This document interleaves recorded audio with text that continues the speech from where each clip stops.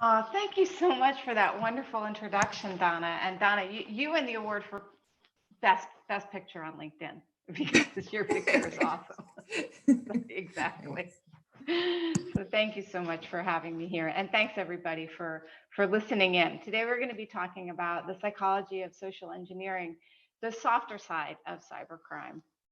And it's really I actually got interested in why people clicked, because a lot of times you'll hear people say, oh, it's the carbon-based life form is all the problem, and we as the users get kind of attacked a lot like we're as though we're the ones that are at fault for why phishing is successful. Now I know that we are the ones often that click, but we're really the victims, we're the targets. And what is it that the attackers are doing to get us to click, and how can we fight that?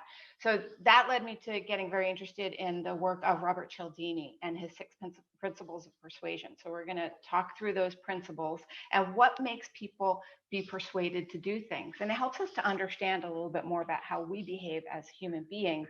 Then we'll take a look at how the attackers are exploiting the principles. And there's some interaction there where I'm going to show you some examples of real fish, and you can look for where those principles are being used by the attackers. Now, they may not know who Cialdini is, but they're using some of the principles. And then we'll wrap with some tips and recommendations on how we can turn the tables and use what makes us human, what makes us want to help and do things and be persuadable.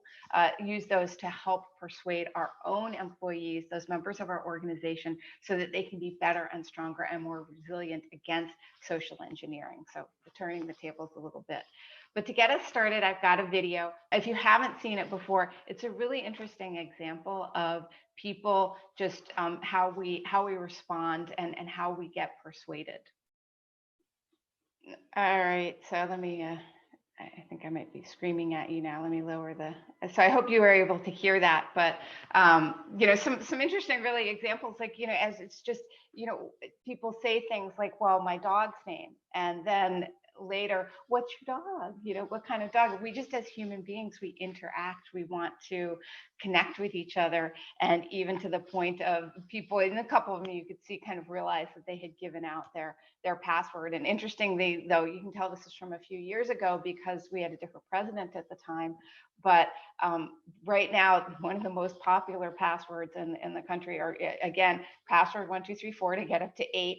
And just 1, 2, 3, 4, 5, 6, 7, 8 for 8 characters if the system is not doing any kind of check on the viability and the strength of that password. So even though this is from years ago, you'll still find when you dump a whole bunch of passwords, if there aren't rules in place to ensure that strong passwords are being used, people still are resorting out or defaulting back to password and password 1234. All right, so a little bit more about how humans work and about how psychology that can impact why we click on that link, why phishing is successful, is things like click word or fixed action patterns. And if you look into the animal world, you'll see these fixed action patterns, which are kind of, in a sense, a little bit of a shortcut to being able to do something well or to accomplish a task that you need to in order to survive. So the example here is there's a turkey hen, and below that is a polecat. And there was an experiment. Now, the polecat is a natural enemy of the turkey hen. And if the turkey hen encounters a polecat out in nature, then they're going to go after them, kind of attack them, and try and chase them away because they're enemies. However, if you put in a cheep sound, a noisemaker, inside of a stuffed polecat that smells and looks like a polecat, that cheep sound, the baby turkey sound, will be responded to by the turkey hen. She will actually respond as though that is something I need to take care of. And so even though this polecat is a natural enemy to the turkey hen, by having that cheep, that creates that click whir, that shortcut fixed action pattern. And now the turkey hen will actually try and nurture and take care of this stuffed polecat. And again, there are reasons that we have these for evolution, because it makes us a little bit faster and a little bit better. It's like these mental shortcuts. So it's sort of our own mental easy buttons, and human beings, we do these too. One example that you may see, and you probably, depending on friends or relatives, you may have heard this or seen this, is that there's the thinking of sometimes we'll do a click word shortcut in our own heads about cost. So something that's expensive, we just perceive, well, that has to be better. That's more valuable because it's got a higher price, whether or not it does, but we just make that click war a lot of times in our heads. And then what attackers are doing is they're trying to get us into that fixed action pattern. They want us to respond without doing all of the thinking, like, oh, that's expensive, that must be good. You know, instead of doing, let me do the research, let me understand what the benefits are, the features and the functions of this particular solution versus that solution. They're trying to make those, they're trying to get us to click or take those shortcuts in order to get us to comply. And that's actually, not to be like weird or freaky, just in behavioral psychology, when you say compliance, that's actually the term when you're getting one person to follow another's request. So the attackers are trying to get us to comply. And what is underneath a lot of that compliance, that action, that click, when we get that that fish in, are the principles of persuasion. And there are 6 principles. You can do a deeper dive after this here at this site. It's Cialdini's site, the Influence at Work, Principles of Persuasion. But I'm going to just walk through at a high level these 6 different principles and some really interesting studies that have occurred to prove out these principles and how powerful they are on us as human beings, how much of a click we have, even though I like to believe I'm very logical, and I'm sure many people out there are very logical, but a lot of us, I know that, you know, I tend to end up being a human in the long run. So what is driving my humanness and our humanness? The first one in the powers of persuasion is reciprocity. And a couple of examples of this are they did a study of if you get a mint at the end. So you thought that when they're at the restaurant, they're giving you a mint because they just want you to have something to have a little, you know, fresh breath on your way out. Well, that may be what that restaurant is doing, or they may have actually looked at the research about tipping and the fact that when you provide a chocolate or a mint or a small little thank you at the end of a meal, so when they give you the check, there's the mints on the check slate, that tipping will increase by about 18 to 21% when people get a mint. So because you know what, human beings are fundamentally really pretty decent. So you do something nice for me, my instinct is going to be to do something nice back. This was also underscored with a holiday card experiment, where they found that if you just sent holiday cards to random people, and that people that weren't known by the experimenters, found them, I think, in a phone book, and just sent them a holiday card to see what would happen. And 20% of the people that they sent the holiday card to sent one back. So these were complete strangers that they'd never met before, but because they received a holiday card from them, they did the polite thing, they reciprocated, and they returned and sent a holiday card back. Scarcity is, I don't know if you've ever done that. Sometimes I have to go through my holiday card list and try and figure out who's still on there, because sometimes you lose track of people. Anyway, scarcity is another one. Scarcity, we've probably all really felt the power of scarcity very recently, because many of us are unable to find toilet paper at our stores, because there was, at the beginning of the COVID stay-at-home orders, there were a lot of concerns about what would be available, what wouldn't be available during the pandemic.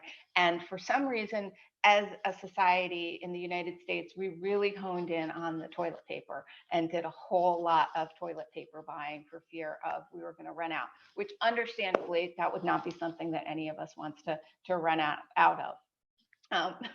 Scarcity also can impact us a lot. That you'll see that stores and retailers are leveraging our fear of scarcity, but they'll do things like it's a limited time offer, or get it now before it's gone. If you've ever watched one of the home shopping networks, a lot of times they'll say, we only have 10 of these available. I mean, they probably only have 10 because they only ordered in 10 from the warehouse at that moment. But they're creating this sort of this sense of scarcity that if we're going to run out, we're going to go out and we're going to buy more. It really creates this force, this impetus for action within human beings, including to buy a whole lot of toilet paper.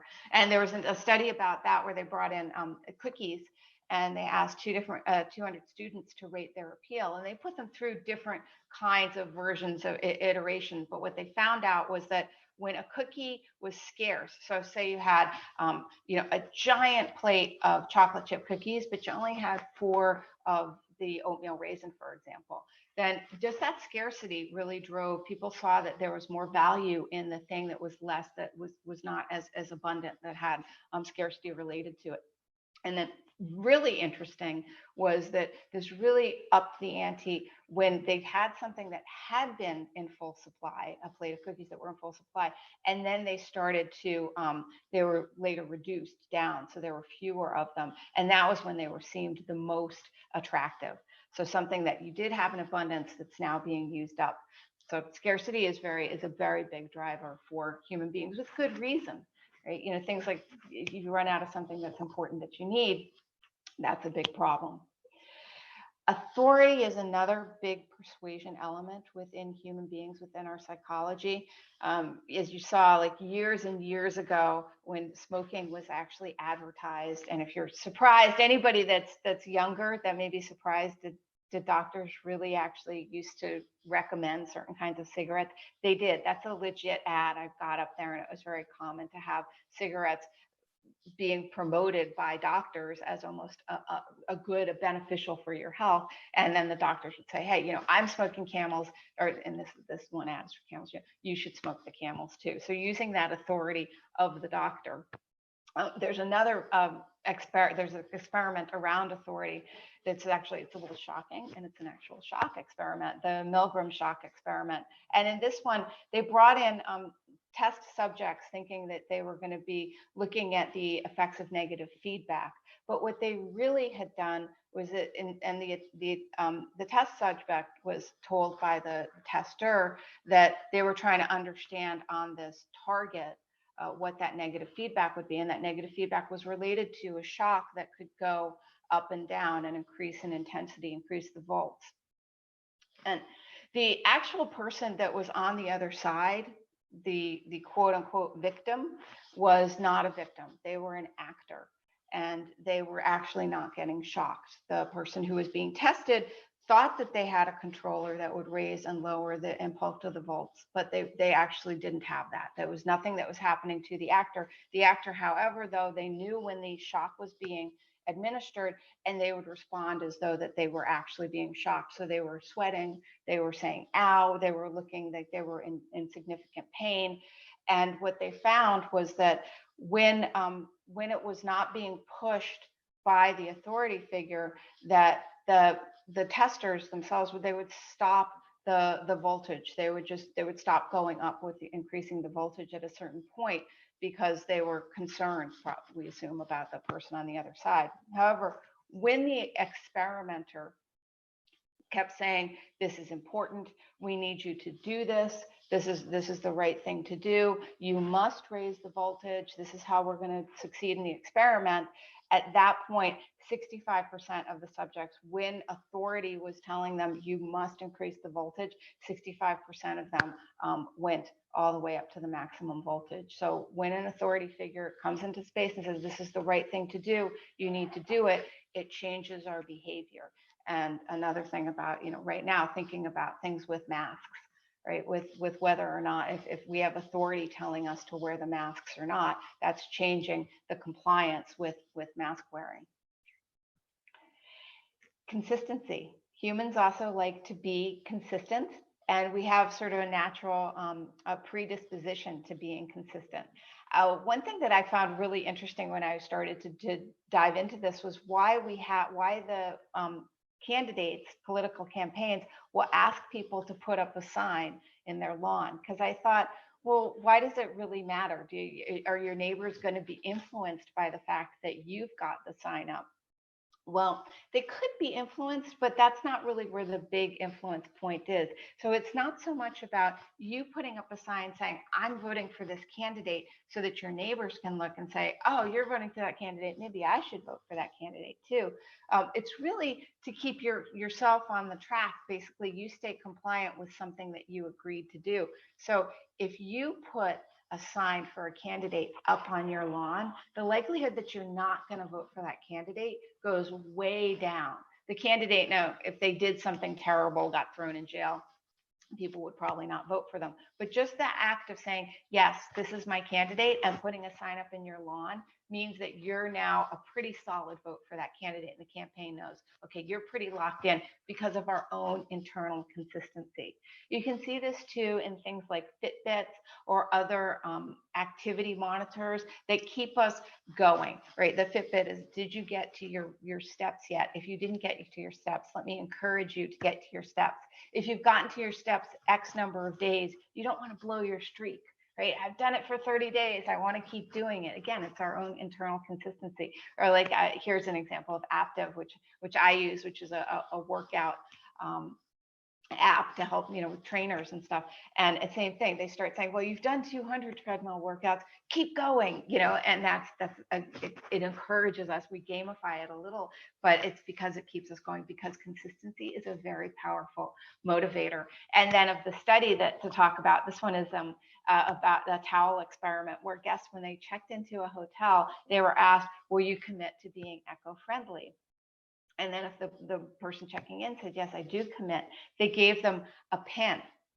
And just by saying, I do commit, and now I have a pin, increased the likelihood that they were going to actually follow through on that and reuse their towels during the course of their stay by over 25%.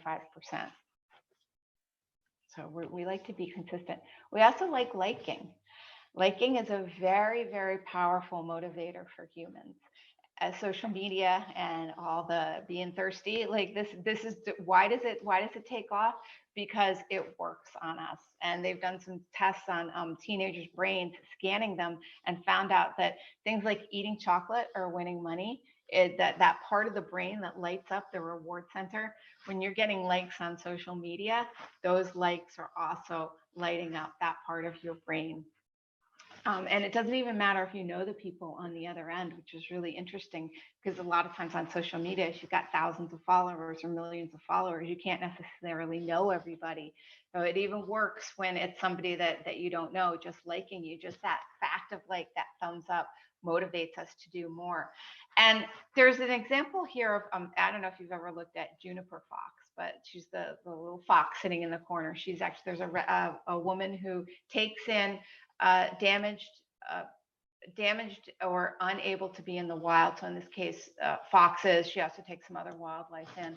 But Juniper was the first one she took in, and Juniper was a domesticated fox. I think she was in a fox fur farm, but she was not able to survive in that farm. She needed to be rehomed. She can't survive in the wild. So she was adopted, and she has a little Instagram page and a TikTok and everything. And the person who runs it, Jessica Coker, said at one point a couple of months ago that she really wanted to change how she was posting, because she had started to post for likes. So she was getting all these glamour shots of Juniper and her adopted brothers, Elmwood and Fig. She was getting all these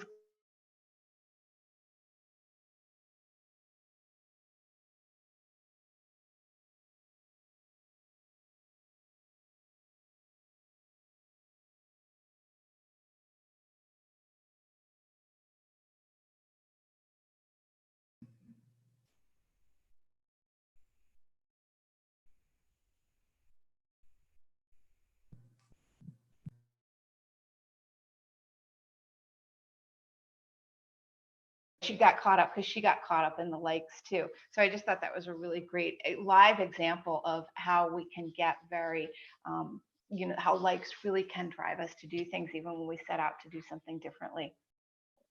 And then consensus. Consensus matters a lot to us as human beings, and because we have this fear of missing out. It's also really good in the sense that how do we work together well? It's because we can collaborate, we can agree, we can compromise. So there's a lot of power in being able to build consensus when it's used well. And one example here on Amazon, if you have a consensus, I do this all the time. If I see thousands of reviews and it's almost at 5 stars, and I feel like, well, how can all these people be wrong? That's the product. I'm interested in this product. That's the kind of thing I want.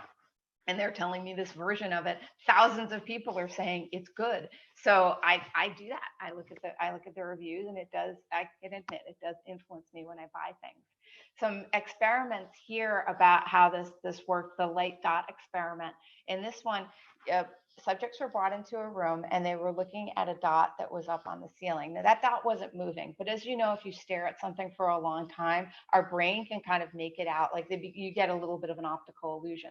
So the people were staring at the light dot and then started to see it moving. What was interesting was that when they were alone, they were looking at it, it was between not moving 2 inches, 6 inches of motion. But when you had groups, they started to actually create a consensus on how much that dot was moving. And individually, they could be through the spectrum, but when they were together as a group, they actually converged on consensus. And even after they would go home, if they came back, they were no longer with that group, they still had that consensus built in their brain, and they still thought that that dot was moving about the same amount. Another example of a consensus experiment is the ASH paradigm. And in this one, subjects were brought into a room, and they're always brought into a room, right? Subjects were addressed, and they saw 2 pictures. One had a line on it, just a single line, and one had 3 lines, and they had to match the single line to the one of the 3 lines that was the same length. When they were doing this on their own, they were very good at matching the line to the corresponding line on the second card. When they were with a bunch of actors, it's always those actors, right? They were with a bunch of actors, and the actors were all saying, oh, it's the line that was either too long or too short, but it's definitely that one. And they had it, they were very, confident that they were right. It was this shorter line. In that case, then you started to see that the subjects were changing their answers based on the group, based on those actors who were picking the wrong line. So consensus, again, very, very powerful. So how are the attackers taking these 6 aspects of persuasion and some of our innate click were? How are they getting us to click? So I thought it'd be fun if we could just look through a couple of different fish. So in this one, take a look at this and see if you can find out, of those 6 principles that we just looked at, see if you see anything here. And I'm going to highlight 2 areas that I saw. Okay, so the first one, PayPal, right? PayPal is a trusted brand name for payment. And if this email comes in, it says it's PayPal, there's authority to that. You want your PayPal account to be okay, to be safe. And then at the bottom, they have help us with this, so that we can help you. And that's really, it's a help us help you. If there's a problem with your account, let me help you to be better. So there's a level of reciprocity. Wasn't that nice of PayPal to write to me and tell me that there's a problem? And it would be nice if it was PayPal. In this case, it was not PayPal. They were using the authority of the PayPal brand and name in order to get people to engage. All right, how about this one? Looking at this with this window user alert. What do you think? So first one, the Windows error, and it says Microsoft, the Microsoft team, right? So it's again using authority of a brand name that's known. And then unusual sign-in activity. Again, there's a level of reciprocity. There was a problem with your account, somebody signed in, so can you respond? Here's where they signed in from. Now click on here and log in. And this one looks pretty good, but it was in fact an actual fish. And that's actually another note about fish, is that fish we've gone way past the fish that look like they're all really bad spelling and like weird formatting and all that. I mean, it's the fish are very, very, very good. A CISO of a very large financial services organization said to me once, he said, if I hadn't known I didn't write, because he got a fish supposedly from himself, he said, if I hadn't known I hadn't written it, I would have believed it too. So and this one here, another set of principles in action. We'll look at what's happening here. I'm a bit busy right now, but I'm going to give you a call within an hour. I need to process it immediately. So they're kind of pushing on that time, that scarcity, things being able to expire. This is a request from a CEO. So I was doing a little business email compromise, and it's sent from the CFO with some high importance. So we've got authority because of CEO, to the CFO, and then the high importance. This is looking to try and build consensus. I'm the CEO, or I'm pretending to be the CEO. I think it's important. So building consensus with the CFO, we have to do this now. This is a little bit different. This is actually after a click-through happened, taking a look. And this whole page is really sort of fascinating. This came through from a Facebook Messenger friend, and then it was a click-through. So any kind of social media it could be a friend from Messenger, it could be an SMS, it could come through to you on LinkedIn, for example. But what happened was when you clicked through, you got to this page, and what the attacker wants is they want something to be installed. So they're trying very hard to push the person to install something. And this one, there's a bunch of different areas on here. See if you can pick them out. I'll show. Okay, so I picked out these 4. And of these, read and change all your data on the websites you visit. So I saw that as a little bit of a reciprocity, because they're telling you outright, no, this is an extension that you want to install in order to view this video. But there's a little reciprocity with like, I'm going to let you know that if you install this, it can actually read your data on all the sites you visit. So it's kind of a bold move, right? Because they're saying if you trust this extension, then sure, okay, you can read all the websites, but they're kind of tipping your hand a little of like, hey, this is what we're gonna actually be now monitoring every site that you visit. The codec extension, which is what it's not an extension you need to do video. What they're trying to do is get down malware or dropper malware. So you must view this extension, and it's only going to take 5 seconds. So consistency, you want to kind of see through. You started this process. I'm going to see this video. Let me stay with it. All I have to do for consistency is download this codec, and then I'll be able to view the video. There's a little bit of scarcity too, and that it's just going to take 5 seconds. Just go. It's before time runs out. It's not a big problem. Just do it. So they're trying to get that the consensus and liking, because this video now has almost 4 million views. So hey, people are looking at that video, and then the liking, who's liking the video, again, to get you much more likely, all of those powerful things coming together to get you as the user to go, it's okay, I think I should install this extension. I think that it's the right thing so that I can see this popular video. And then the last example of the principles in action is coming from the COVID themed lures. So what a lot of the attackers did is that when COVID became very popular, they switched their lures, and the lure is that phishing bait to get us to click. And this is very, very common to see this happen when things are happening either seasonally or because of a particular event in the world.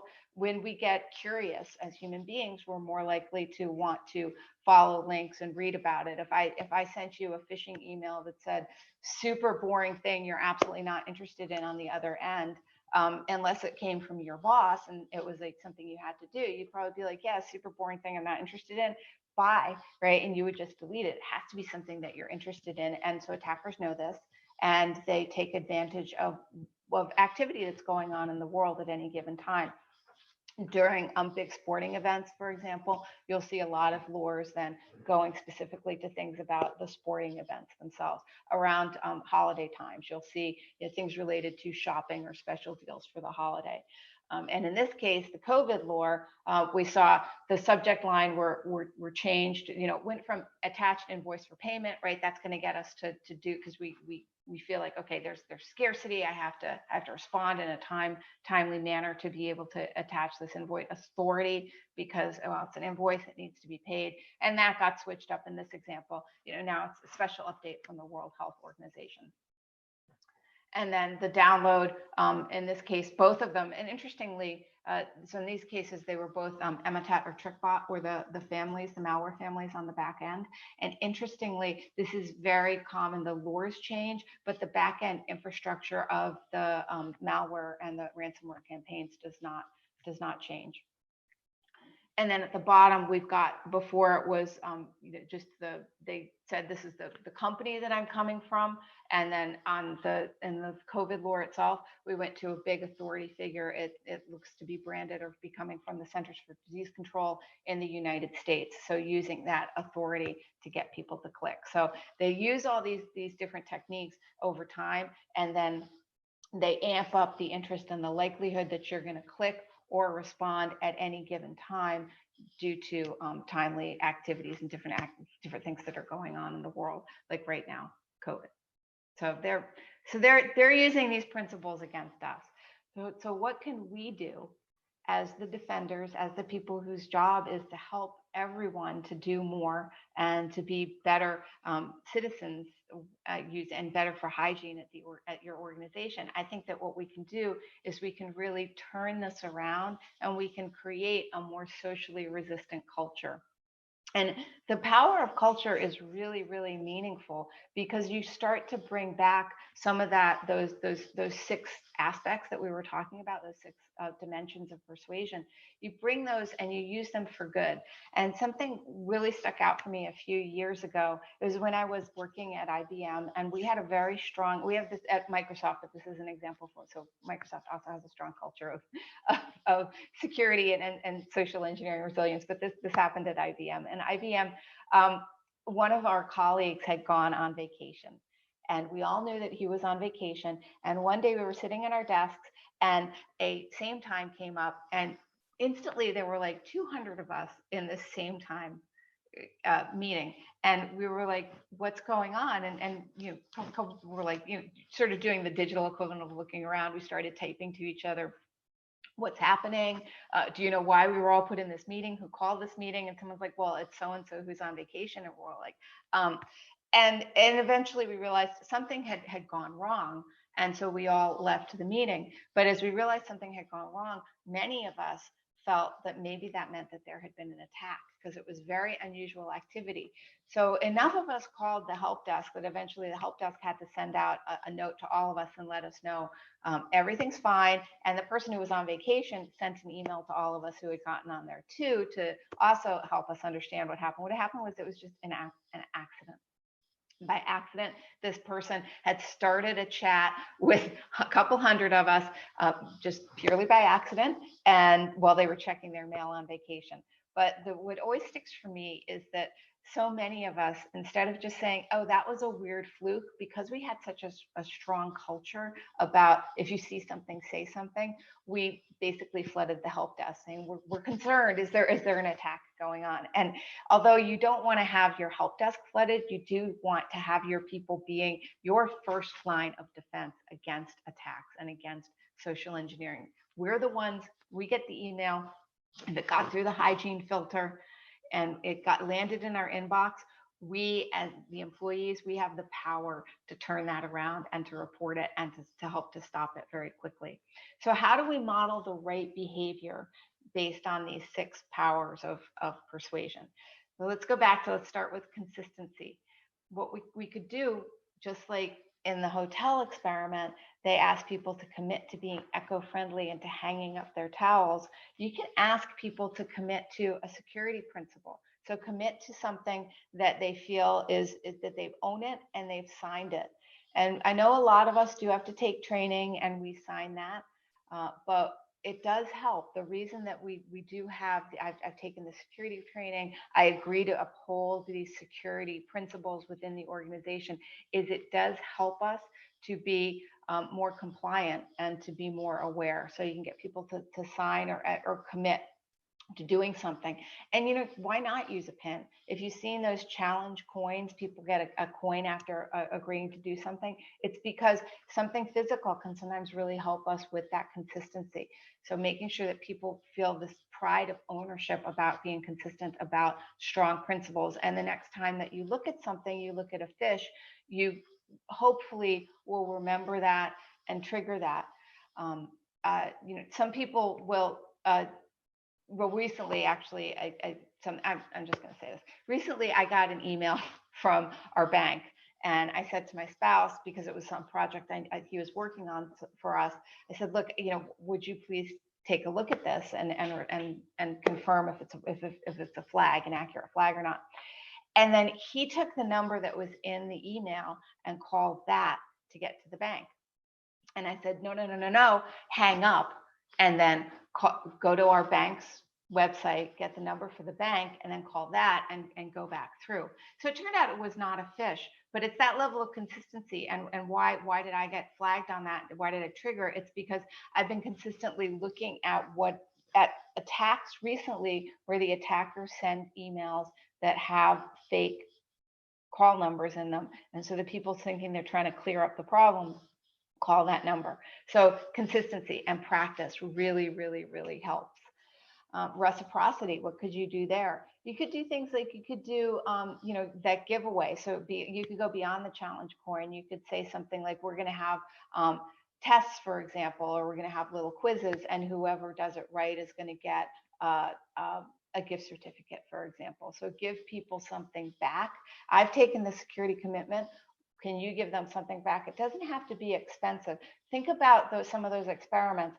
A mint on the pillow, a small pin that people wear. These are little pieces that keep us with that. We've gotten something, and it helps us with that consistency and with the reciprocity. Authority, what can you do to have help here? This is where management can really help quite a bit. If management says that security and security training and security resilience are very important, and a security culture is important, you're going to have more buy-in, right? Because you're creating, again, of that level of consensus, but it's also coming from authority. And if you're, a lot of these kind of intertwine, you can see. But yeah, so get the executives to say this matters, and get the executives to do it too. One of my favorite stories ever was from a CIO, and she had set a rule that there was no shopping whatsoever online at the company ever, and put in place a lot of enforcement to make sure it didn't happen. And guess what? Middle of December, she had her IT guys come into her office and say, hey, you violated policy. And she's like, why? And she had gone online shopping herself, and she said, yeah, you're right, and I have to. And she didn't say, well, maybe we should soften it up in December or whatever. It was just, you're right, because she, as the authority figure, had set a policy, and she needed to follow it herself. So authority, getting buy-in and living it, not just saying, well, some people have to do it, but making sure it goes for the entire organization. That's very, very powerful. Scarcity. You could do little contests. You could have like a one lucky winner of a security awareness contest, for example, to try and build a little bit of that, while supplies last feeling into your training program. And then consensus. And this helps a lot with, if you show people who are doing well, you don't necessarily have to, in carrot or stick, in general, human beings respond better to carrot. We really do. It's better when we get positive reinforcement. So in consensus, if you applaud the people who are doing the right thing, you don't have to call out the people that are doing the wrong thing or shame them. Just applaud the people that are doing the right thing. And depending on your culture and your company, it could be caught the most fish this month, or security employee of the year, did the best on our last security awareness contest, whatever it may be that's right for your culture and your organization. But looking at a way to give them that consensus, and all of us to see, oh, look, these people, they're getting it, they're doing it right. I want to get it. I want to do it right. Because we're very collaborative. We're very helpful. We're a species. We help each other. I know there's a lot of bad things that go on in the world, but overall, we really do. Individually, we want to help each other. So using that in a positive way to get people to be security aware and help one another within the organization to make it stronger against social engineering. Another way to look at this is to take some of the power of marketing. So ISACA did this really interesting research around improving security awareness using marketing techniques. And you've probably seen this if you're in sales or you've worked near sales. You've probably seen that funnel, right? There's the customer journey and the funnel to try and get down to who's the right person to sell this particular solution to. We can funnel the solution for security awareness too, starting with helping people understand that it is a problem, that we are getting phished, and then building that engagement with them, motivating them using those powers of persuasion, to do the right behavior and bring that into action. Thinking about marketing, success of marketing, but building that funnel with your personas of your employees to help them better with that security awareness training. A lot of security awareness training is kind of poo-pooed or thrown off as, oh, it's just going to continue to fail. And again, the carbon-based light form is always the problem. But really, training, when it's done properly, becomes very much a part of you, and it becomes who you are, to even to the point when I saw that email from the bank. It's like that number is not to be trusted because it's attached to whatever this is from. Until I can validate with the bank, I don't even trust anything that's in this email. Let me go to something trusted.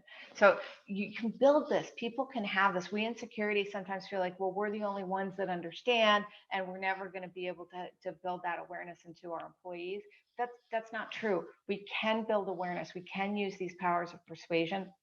We just need to use the kind of security awareness training that's leveraging those powers instead of what a lot of security awareness training is at organizations, which is a required 20-minute video once a year that says, don't click on the fish. That doesn't really help us. We need to understand and get these sort of stronger, more resilient behaviors, like looking at that email, thinking about who it's from, even sometimes calling up the person that purported to send that email, just saying, look, is this you? Do you really want me to send this check somewhere or send or wire this money? So building that socially resistant culture, just some final thoughts in addition to the 6 powers. Do work with the fact that we are human beings, and that's okay. Because it comes with a lot of wonderful things. We do want to help each other. When someone asks us about our dog or our children, we want to share that information, just like the people in the Jimmy Kimmel video at the beginning of this. So let's look at how we can turn that around. Understand that we do make cognitive shortcuts. So what are ways that we can help people to sort of stop that shortcut, break into that behavior pattern, that click word, and break the cycle? And a lot of emails, a lot of email programs now have done things like when you get an email from outside, it's marked external, or it's got a different color code on it, which kind of helps us. Is it going to solve all our problems? No, but it helps us break that click war a little bit. It helps us to stop a bit and think about what we're doing. Try and impact or eliminate the impact of persuasion from the attackers on your employees wherever possible. So, a couple examples here are like with help desk controls. So if you want to get to agent access, using a verifier, using things like mail hygiene to actually help people have fewer clutter. Our inboxes are so cluttered right now. So helping to just take as much technology to get it out of people's way as much as possible. Put it into a junk folder. Again, that can really help a lot with breaking that cycle down and understanding the strengths and the weaknesses of your own program. What probably isn't effective is that 20 minutes once a year of just don't click. What will be more effective is to have training throughout the year, focusing on the positive reinforcement, because we do learn. And you can also take a little bit of advantage of the fact that we learn a little bit better when our adrenaline's running a bit. So when our adrenaline's spiking, then we tend to, that's when we're actually primed to learn better. So when you are doing that training, it's great that when somebody clicks, you don't want to say, you're terrible, you clicked the wrong thing, you're awful, go talk to your manager. But if you say, hey, that was in fact a fake fish, but it was a fish.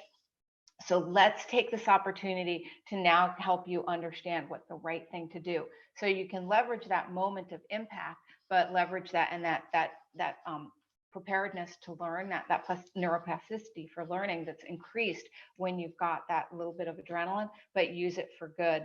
And then also look at what you got for your technical controls and sync those up with your awareness training. That can help a lot. Because this isn't all people, it isn't all technology. It's always, as we know, it's that golden triangle of people, process, and technology working together is how you're going to build the most security, socially aware, resilient culture. So with that, Donna, I think we have time for some questions. Is that right?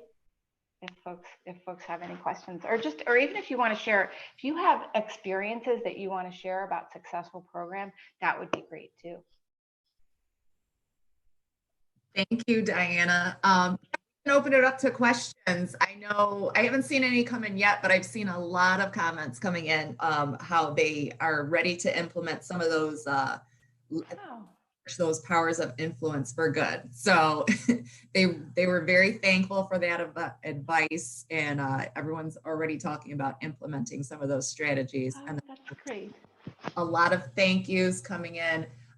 If anyone has any questions, please feel free to type them into the chat. I'm sorry, I'm looking at my chat on the other screen now. Now. You don't, but if you think of one later, feel free to me at Donna@Atlantic Data Security, and I can shoot them over to Diana. I'm sure she'd be happy to answer questions at a later time. No, it's a bunch of thank yous, Diana. So I thank you very much for your time today. I know you've got another presentation today, and then you're on vacation. So yay. Enjoy your vacation. And thanks again. Have a great afternoon. Thank you so much. Thanks, Bye. everyone. Bye-bye.